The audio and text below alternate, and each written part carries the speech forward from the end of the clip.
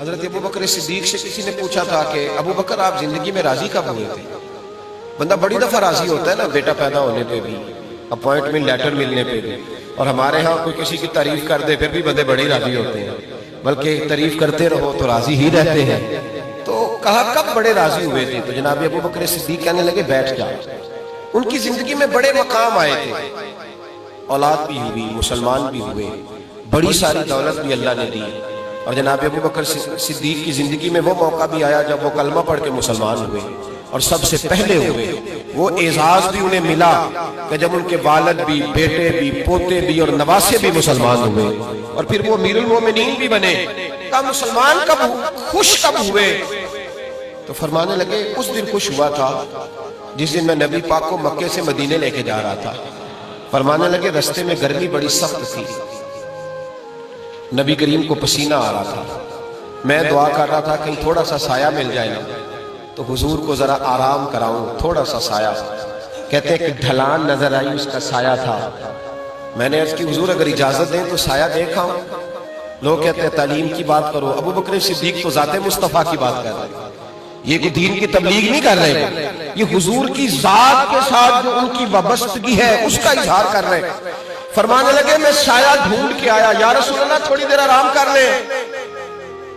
تو محبوب نے فرمایا ٹھیک ہے۔ جناب ابو بکر فرماتے ہیں حضور لیٹ گئے تو میں اب ڈھونڈنے لگا کہ ٹھنڈی چیز ملے تو حضور کو پیش کریں۔ آپ فرماتے ہیں کہ ایک چرواہا بکریاں چرا رہا تھا، میں نے اس کو کہا کہ بکری کا دودھ مل جائے گا؟ کہنے لگا یہاں میں مہنگا دوں گا۔ فرمانے لگے تو بتا کتنے پیسے لے گا؟ جتنے پیسے تو کہے گا میں اتنے ہی دے دوں گا۔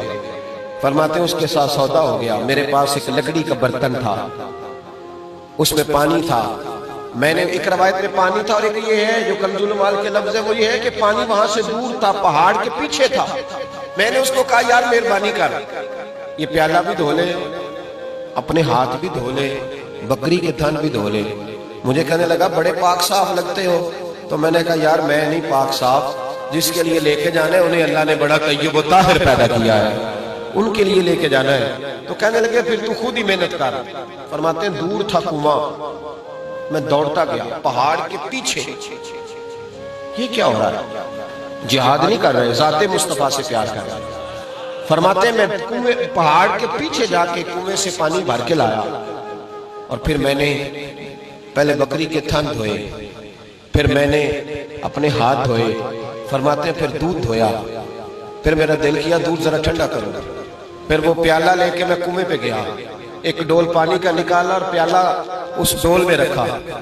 جب دودھ ٹھنڈا ہو گیا نا، فرماتے ہیں پھر میں تیز تیز چلا کہیں حضور تک جاتے جاتے دودھ پھر نہ گرم ہو جائے۔ کہتے ہیں محبوب آرام کر رہے تھے، میں جا کے کھڑا ہی ہوا تھا کہ کریم رسول نے آنکھیں کھول دی۔ محبوب نے آنکھیں کھول کے کہا کیا لائے ہو؟ ابو بکر صدیق کہتے ہیں گھٹنے زمین پہ رکھ کے میں نے دودھ پیش کیا۔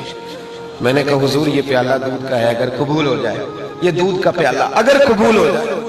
نبی کریم علیہ السلام نے وہ پکڑا اور جب ہونٹوں سے لگایا نا، حضرت صدیق اکبر کہتے ہیں میری تو چیخ ہی نکل گئی، میں رو ہی پڑا۔ ابو بکر روئے کیوں؟ کہنے لگے میری خدمت جو قبول ہو گئی۔ اور فرماتے ہیں جب دودھ پی کے محبوب علیہ السلام نے کہا نا مجھے بڑا لطف آیا ہے، تو فرمانے لگے لوگوں میں اس دن اتنا راضی ہوا کہ نہ اس سے پہلے کبھی ہوا تھا نہ اس کے بعد کبھی ہوا، اتنا میں اس دن راضی ہوا۔